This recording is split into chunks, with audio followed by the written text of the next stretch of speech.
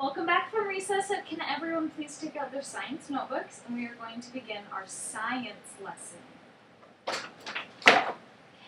Thank you. I'm going to wait till everyone's ready. Johnny. Thank you. Okay, so today, before I tell you our objectives, I know we usually do it objectives first, then the lesson, but today it's kind of a little secret. So before I tell you what we're going to be doing, we're going to do a little fun activity to get us excited about our topic for today. So, if everyone can sit with your partners that I assigned you earlier this morning. So, Andy, you go with Deborah here. And I'm going to be passing around a picture that is something that I want you to think about and look at. And I'm also going to put it on the board. So, here's the picture. Can everybody see the picture? Yes? Good. Yeah. Okay. I'm also going to pass around a hard copy of the picture so that everybody can see it and hold it and look as close as you need to. So here's the picture. We're going to start with Andy. And looking at this picture, can you think how this would represent the circle of life?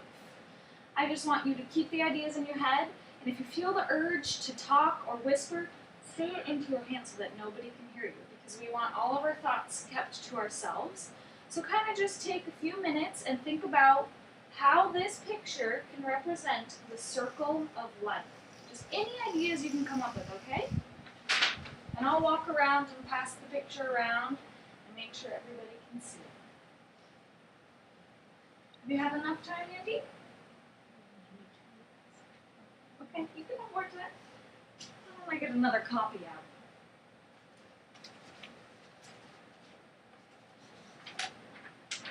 Yes, Andy? I have a question. Okay. What is that? That is What is something that that supposed to be? represents a walrus or a seal or something of that shape or size. Oh. Does that help you? Yeah, it kind of. Oh. Yes. Those there's are its teeth. not tusks. Are they called walrus tusks? I believe so, yes. Keep looking and pass it when you're ready. Do I pass it? Okay, has everybody had a chance to look at the picture and come up with some ideas? Okay. Picture. Thank you. Okay, so let's start sharing. Who wants to share an idea of how they think this picture represents the circle of life? Andy? I think it represents the circle of life because all the shapes are in circle, and they're like inside of each other. Okay, and what can we tell? What do we know from seeing that they're inside of each other? What can that tell us?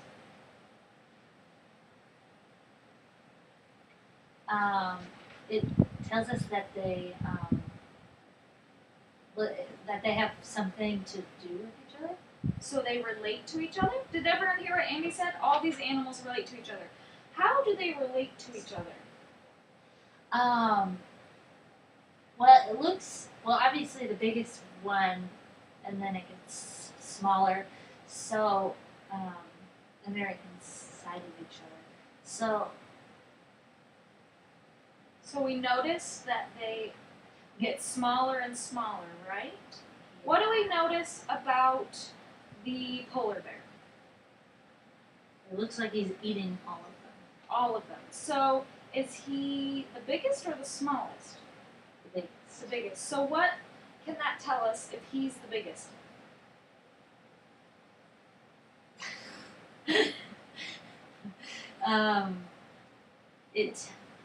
It tells us that If we're thinking in terms of food, what can we tell about the polar bear being the biggest animal in this picture?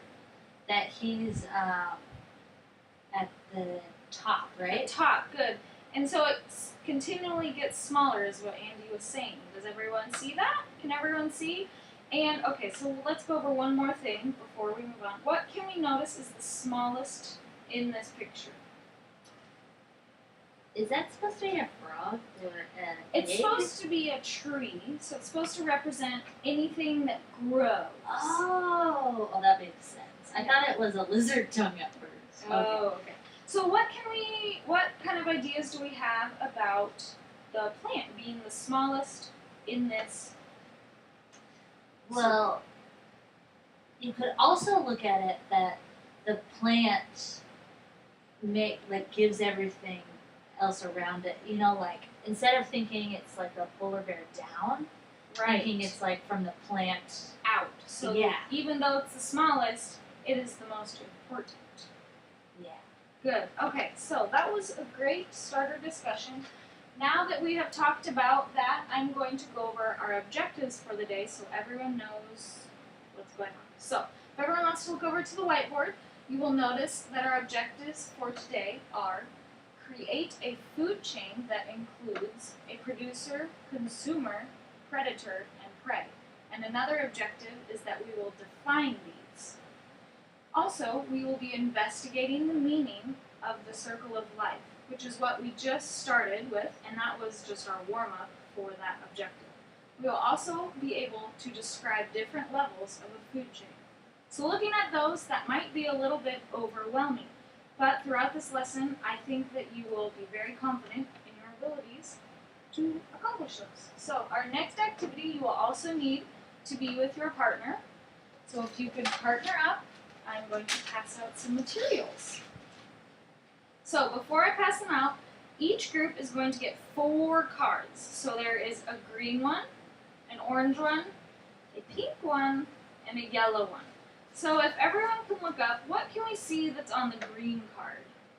Is that a rose? It's actually a piece of lettuce. What? Oh, so everyone can know that this is a piece of lettuce or something that grows from the ground, any sort of plant, okay? And on the next card, what can you see that we have? Wolf. A wolf, a coyote, anything of that size or shape. Something that has 4 legs and eats meat. And what do we have here? Ooh, a lion. A lion. Does everyone know what a lion is? Good, Yeah. okay. And our last card, what do we see that has on it?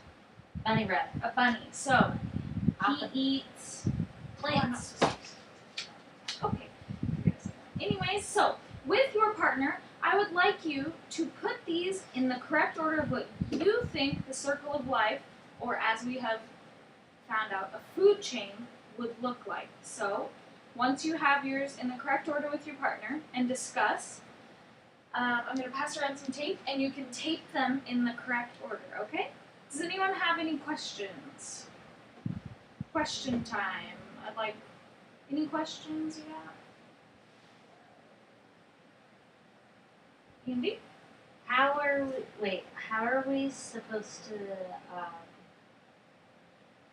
categorize? So, instead of not categorize necessarily, but put them in order of top to bottom, if we were looking at a food chain. So, just however you think a food chain would be represented with these 4 cards, okay? Okay.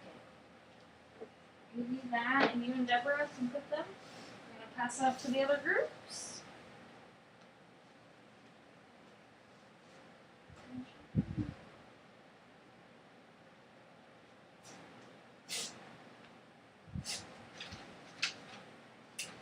Okay. Am I supposed to think out loud as a student? Okay. I'm going to come around. Okay.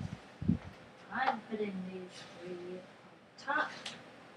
So, Andy, I'm noticing that you have the. Oh, interesting. I've never seen a student do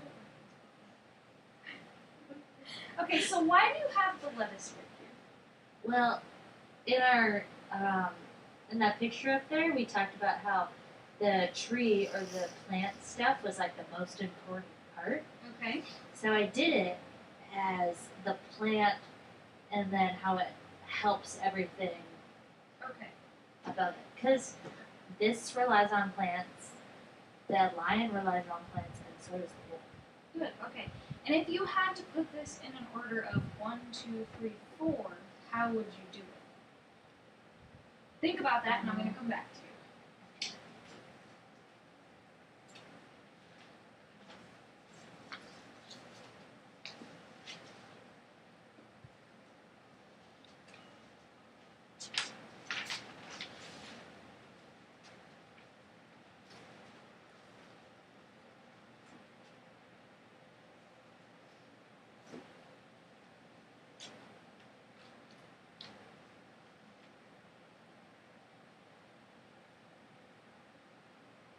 Okay, is everyone about ready to share our ideas of what order we went in? Well, almost. Almost. Okay. Good. Okay, so I see that everyone has wrapped up. And before we go over this, I'm just going to go over these one more time so that afterwards we will be able to introduce our vocabulary words with better understanding. So, if we look at this coyote, what do we know that this coyote does? Would a coyote eat other animals, per se? Yes. Okay. And what do we know about lettuce? What does lettuce do for us? Well, my mom always tells us that we have to eat it. We eat it because what does eating plants give us? Like, Nutrients. Nutrients, good. Energy in a sense. So if our little bunny rabbit was to eat the lettuce, it would get what would it get from the lettuce? Good. Energy. Yes. And one more thing before we go over which order you put them in. Where does the lettuce get its energy?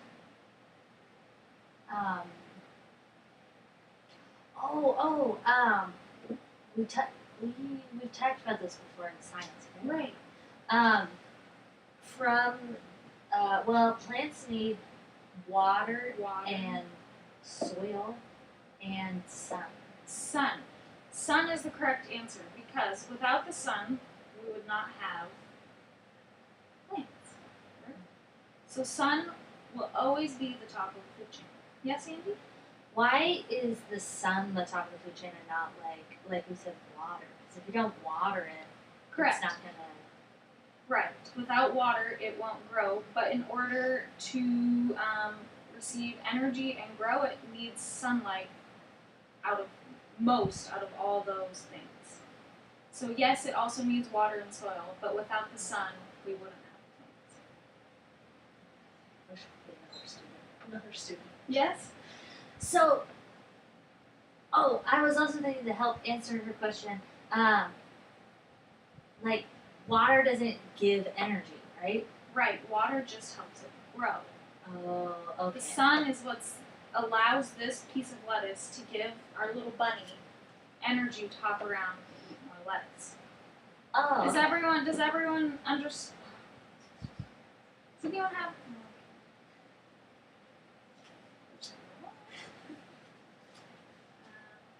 Okay, so Andy, I see you have taped yours up on the side. Can you tell me why you put your lion at the very top?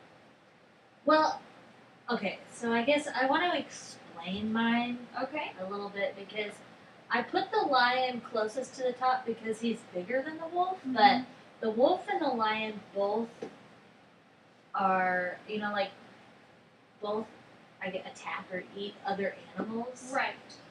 But so I guess I didn't really want to put them fully above it because they're both kind of the same thing. Right. Right. And then these could both eat a smaller animal like the bunny. Right. And the bunny, like we talked about, eats plants or other food sources like Good. that. 'Cause it doesn't eat. Very good. Thank you for your explanation. So I'm going to come over, and what would happen if, let's say, our bunny rabbit, all the bunnies were killed and there were no more bunnies left in our food chain? What would happen to the rest of our food chain? Does anyone have any ideas?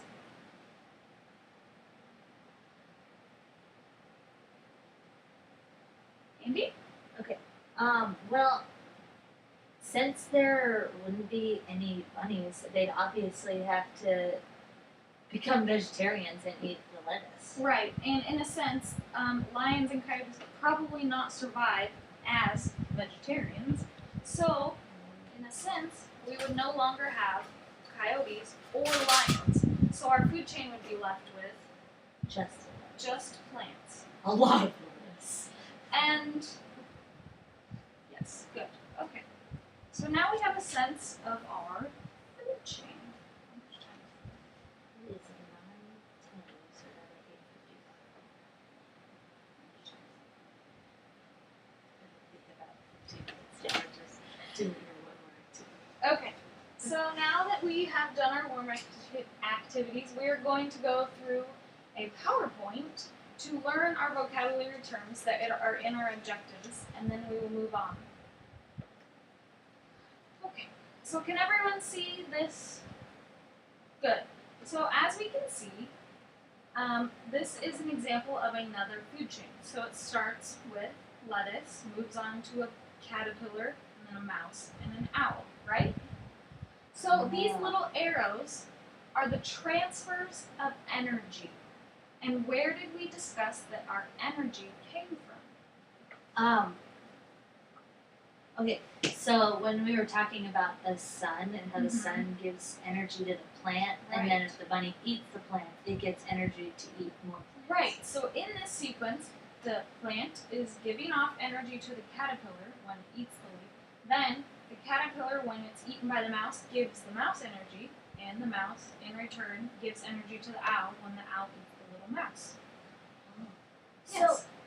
So, one thing, so when the arrow points this way for the transfer of energy, it's because the thing on this side of the arrow goes back. It kind of goes like backwards. Right. You know, like this is eating this, so technically an arrow could be this way, that way, but the energy is going this way because it comes from this. Did everyone hear what Andy said? So in a sense, if you were thinking about it, the caterpillar is really eating the lettuce, so the arrow in your mind may be this way, but the energy is going the other direction because the caterpillar now has taken energy from the leaf. So one thing I would like you to think about is, could this leaf be a part of more food chains than just this one up here on the board? What?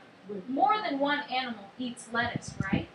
Yeah, like crickets and lizards. So a food chain can turn into a food web, because this could go this way, this way, this way for all other animals that eat it. And then from here, more than one animal eats a caterpillar, right? Yeah. So a food web is food chains put together, and a food chain is one string.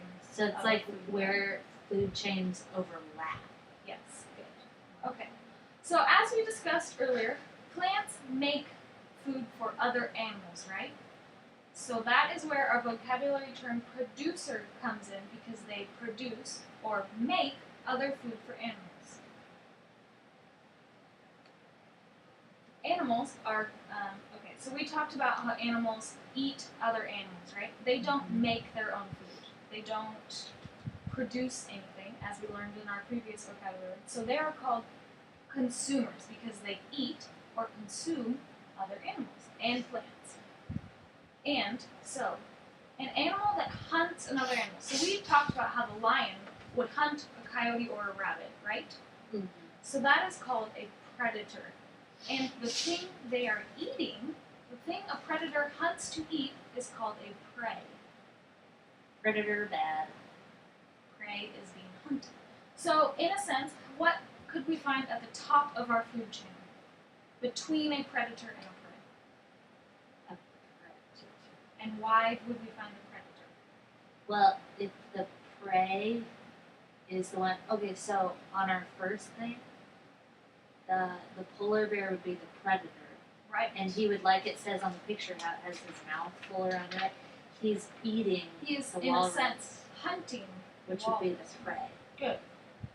And the walrus is chasing or hunting the So this is a prey and a predator. An animal can be more than one. depending on Depending what on it's eating and or what if it's hunting. Good. Okay. Good. So that was the end of that. And tomorrow after recess, we will continue this lesson and do a hands-on activity to learn more about food chains.